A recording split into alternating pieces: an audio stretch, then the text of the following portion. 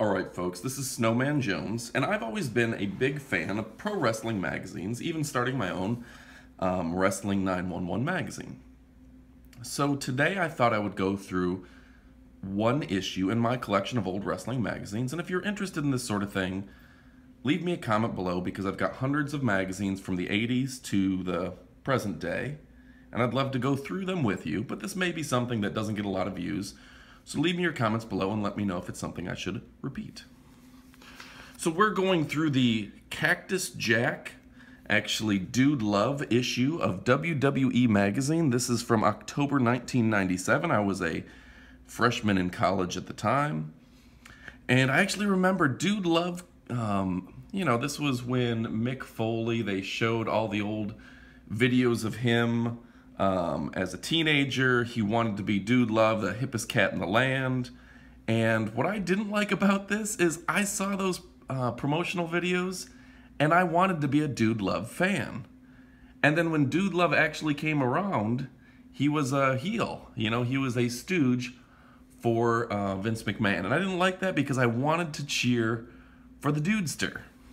And I also always wondered if Dude Love was somehow a play on the Big Lebowski, who was also the dude, had a similar body and a chill attitude. So go ahead and leave your comments below. Was I too far off to, as a 19-year-old kid, to think, is the Big Lebowski, which came out in the 90s, somehow tied to Dude Love, whose both their names were the Dude? So on the inside, you could purchase your VHS tapes, WrestleFest 97, The Revenge of the Taker, The Undertaker vs. Mankind, or King of the Ring. And what's interesting about this is to look at the prices. 40 bucks for a VHS tape. Boy, we paid a lot to watch tapes, and I think that's what people don't appreciate nowadays, is you can go onto YouTube and watch pretty much any wrestling for free. You can go to the WWE network, and you can have it on your phone, your tablet, and I have it on my Roku device on my big screen TV.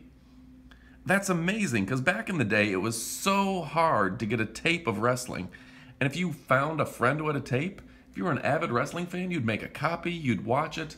I had old Survivor series that I watched the tape so much that they pretty much wore out.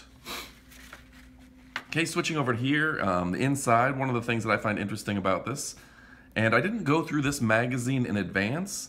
I thought about that, and I thought, well, should I go through the magazine in advance and point out interesting things, or just catch as catch can, look at the magazine with you, and you could point out what you see, I point out what I see. And I thought the other one might be more spontaneous. So in this, you see Stone Cold Steve Austin. They blurred him out. He looks like he's flipping off Bret Hart, and I think this was interesting because at the time frame, Stone Cold was the first guy that they let start flipping the bird.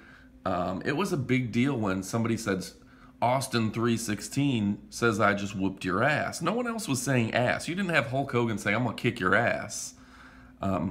This was a whole different attitude in the WWE, and it was really cool, and I think Stone Cold Steve Austin was the first guy that the WWE really let the reins off of, and he could do things like curse a little bit. And then there was guys like Goldust who, they let Marlena be a little more sexual and be more provocative. So this was a whole changing of the guard in the WWE.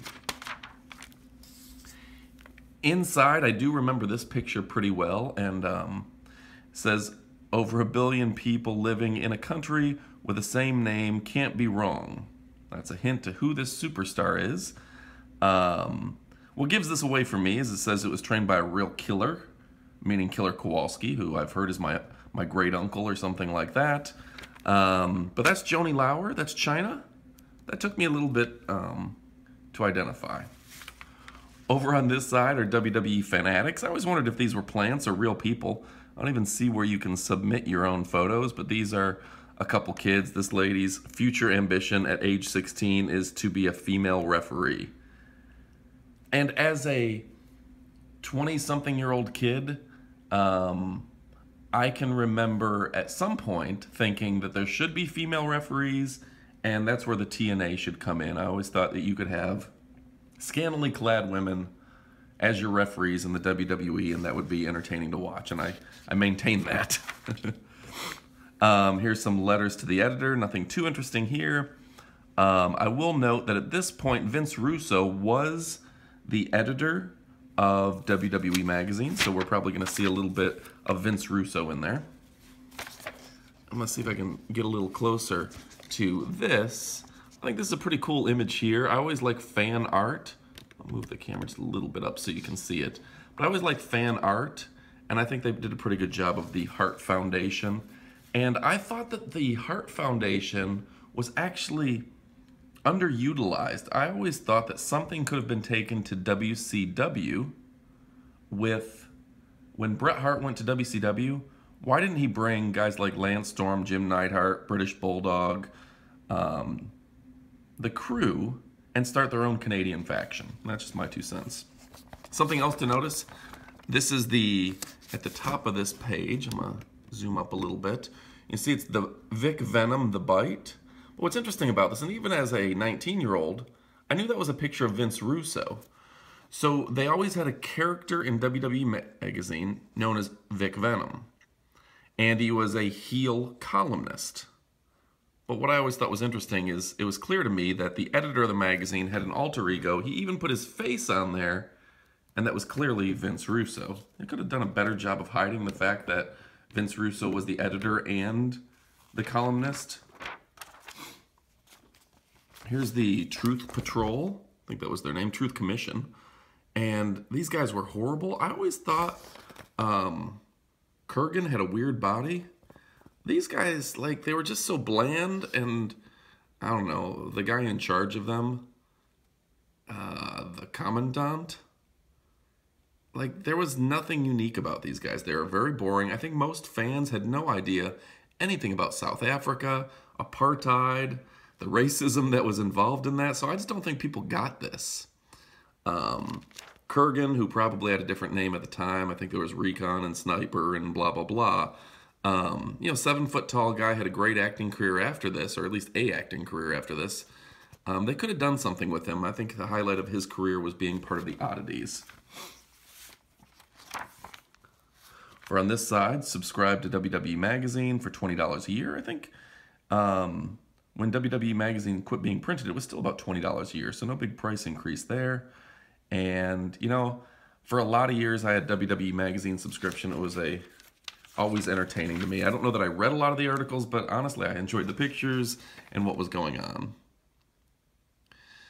Tales from the Turnbuckle, Bret Hart. WWE schedule, New York, Pennsylvania, New Jersey, New York, Ohio. Really shows that they're Northeast. Ohio, Indiana, Illinois, Wisconsin. I think that really does show that even though they said they were the World Wrestling Federation, they really weren't going much further west than Ohio and much further north than maybe New York. The Patriot, I went into the military about this time, and it seemed like he got a real big push in the WWE and just disappeared. And unfortunately, I guess there was injuries associated with that. But Del Wilkes' career in the WWE was short-lived. Interesting to see the Brooklyn Brawler, Steve Lombardi, without his gear, without his face paint, if you will. Here's the British Bulldog, interview with him.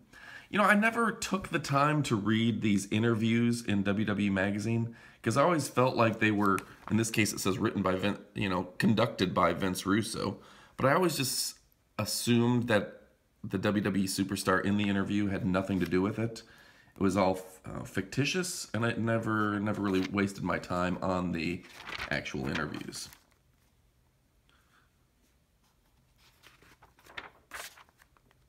Here's Mosh and Thrasher playing laser tag. That was a big thing back in the day. These guys still wrestle in Florida. They had an appearance not that long ago, I believe, on WWE Raw. They're an interesting tag team. I think they definitely embodied a more realistic image of what people saw as a 25-year-old, 28-year-old pro wrestler should look like. In my opinion, you know, they were a little bit more grunge looking, a little more alternative looking, weren't your typical cowboys and clowns. Ken Shamrock. You know, Ken was a huge asset to WWE, lending a lot of credibility. I was a big Ken Shamrock fan, and I was always somebody who thought that I always wanted to see a Ken Shamrock versus Kurt Angle match, which we never got to see, as far as I know, because I thought they were both shooters, both similar build, both very skilled at what they did, probably could take down whoever they wanted, and I would have liked to see those two have a series of matches. And unfortunately, both were riddled by a lot of injuries as being very physical individuals.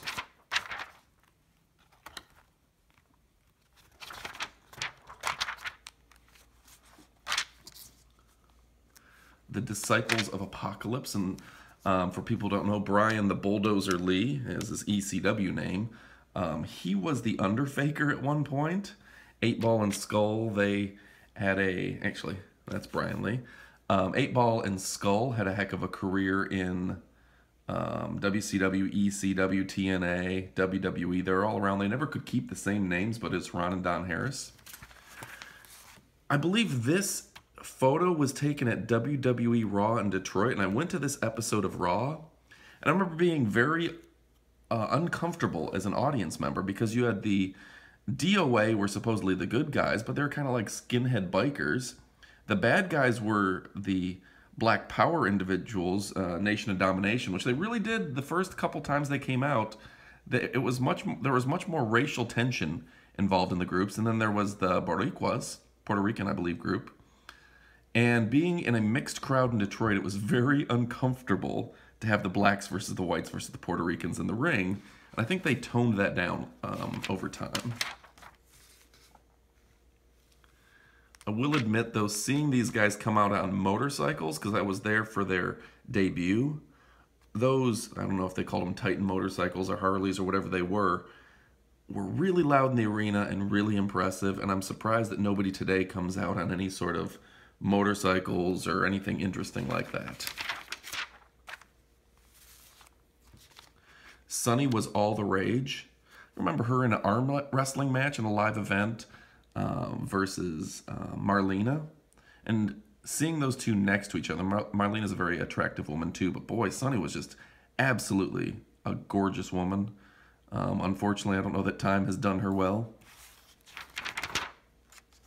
Speaking of Marlena, this was pretty controversial in its day. They had a lot of gender-bending, unique gimmicks.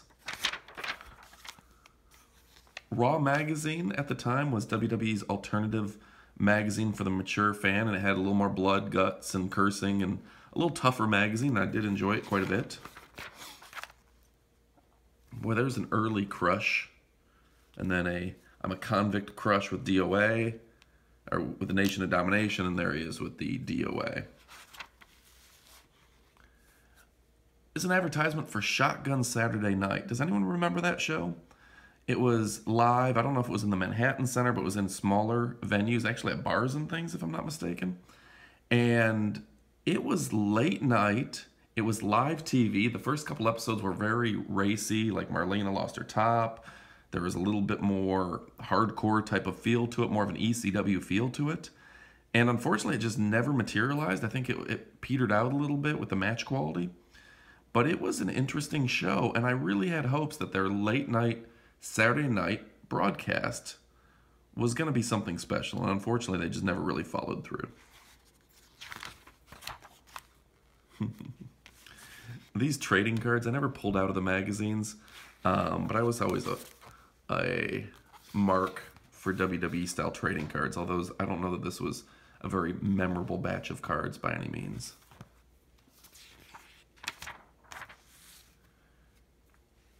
There's Dude Love. Has Mick Foley finally reversed his 30-plus years of madness? I don't know that Dude Love makes him less mad. It was fun, if I'm not mistaken, to see him come out to the Royal Rumble as 3 different individuals, 3 different participants.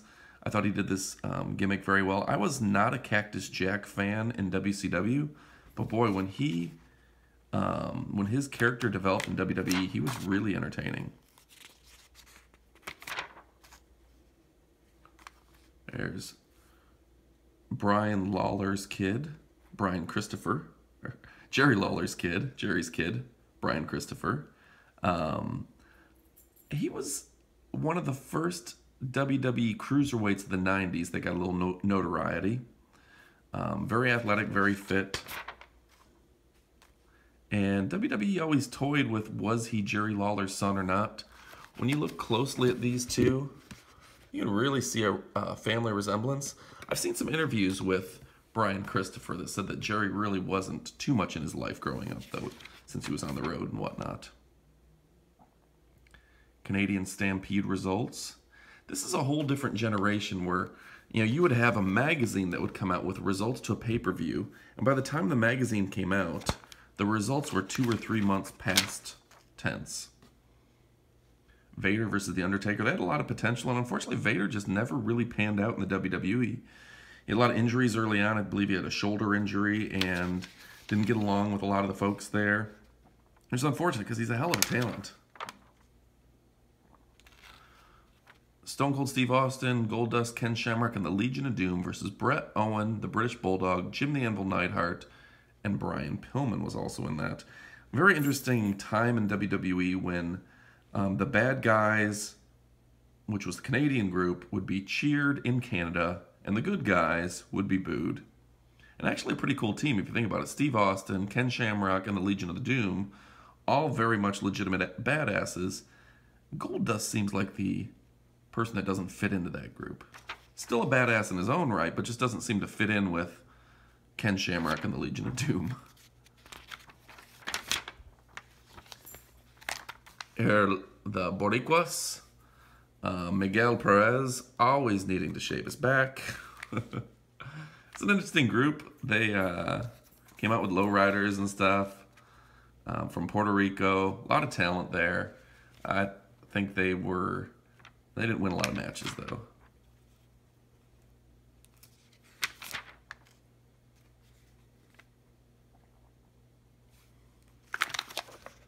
Here's a just behind the scenes private eye look at WWE superstars.